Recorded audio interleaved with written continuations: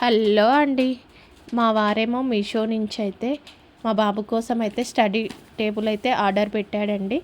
మా బాబు వంగి రాస్తుంటే చూడలేక వాడి కోసం అయితే స్టడీ టేబుల్ అయితే ఆర్డర్ పెట్టాడండి. వాడికి ఈజీగా ఉంటుందని రాసుకోవటందుకు. ప్యాకింగ్ అయితే చాలా బాగా వచ్చిందండి. దీని కాస్ట్ వచ్చేసి 369 అండి. మాకైతే చాలా రీజనబుల్గా అనిపించిందండి. మా బడ్జెట్లో ఇంత కాస్ట్తోని క్వాలిటీ అయితే చాలా వచ్చిందండి. నాకైతే చాలా రీజనబుల్గా అనిపించింది. దానిపైన డోరేమాన్ బొమ్మ హలోతోని. ఇవి వచ్చేసి స్టాండ్స్ అండి.